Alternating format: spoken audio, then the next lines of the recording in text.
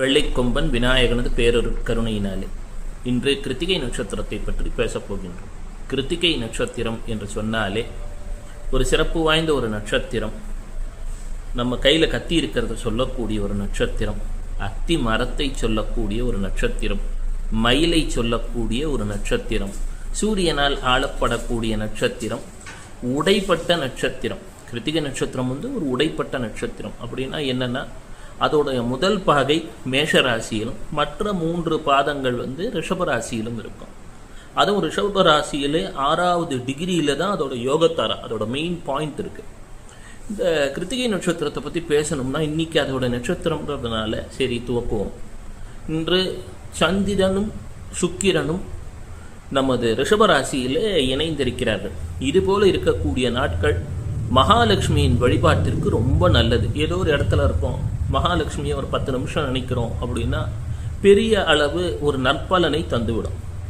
இந்த சந்திரனும் சுக்கிரனும் சேர்ந்து ஒருவரது ஜாதகத்தில் 4வது இடத்துல இருந்து, உதாரணமாக சொல்கிறேன், இன்னைக்கு நமக்கு ரிஷபத்தில் சந்திரனும் சுக்கிரனும் இணைந்திருக்கிறார்கள். இன்னைக்கு கும்ப லக்னத்தில் ஒருத்தர் பிறந்து விட்டார் என்று சொன்னார். கும்பம், அடுத்ததாக மீனம், மேஷம், ரிஷபம் 4வது இடம். 4வது இடத்துல சந்திரனுக்கும் திக்பலம் உண்டு, சுக்கிரனுக்கும் திக்பலம் உண்டு. அப்படின்னா என்ன அப்படின்னா, திக்பலம்னா அவங்களுக்கு அவங்க கோலில் ஃபோக்கஸ்டாக இருப்பாங்க. ரஷ்மி யோகம் என்று ஒன்று ஏற்பட்டு விடும். ஒரு லைஃப் லாங் ஏதோ ஒரு ராயல்ட்டியில் பணம் வரா மாதிரி ஒரு சூழல். அப்படியெல்லாம் இல்லைன்னா கூட சந்திரனும் சுக்கிரனும் சேர்ந்து இருக்கும் பொழுது, சுக்கிரன் மகாலட்சுமிக்கு உரிய ஒரு கிரகம். சந்திரன் தாய்மையை குறிப்பது, தண்ணீரை குறிப்பது, இடது கண்ணை குறிப்பது. இது 2 சேரும் பொழுது மகாலட்சுமியை நினைக்கும் போது பெரிய யோகம்.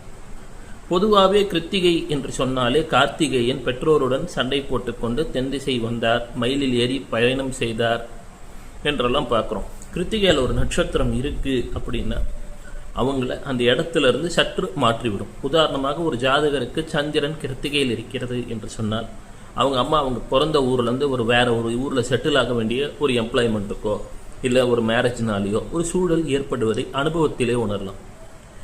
இதே ஒருவருக்கு எந்த கிரகம் அங்கே இருக்கிறதோ, உதாரணமாக சுக்கிரன் இருக்கிறது கிருத்திகை நட்சத்திரத்தில் அப்படின்னு சொன்னால் அவ்வப்போது மனைவியுடன் ஒரு கருத்து வேறுபாடுகள் இருக்கலாம்.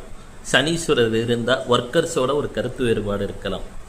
இதே சந்திரன் இருந்தால் தாயுடன் கூட சில கருத்து வேறுபாடுகள் அவ்வப்போது ஏற்பட்டு கொண்டே இருக்கும். இந்த கிருத்திகை நட்சத்திரத்தில் ஏதோ ஒரு கிரகம் இருக்கு, எனக்கு சிரமத்தை தருது அப்படின்னு சொன்னால் அதற்கான தீர்வு ஆலயங்களுக்கு பழங்களை வெட்டி ஒரு விநியோகம் செய்தார்.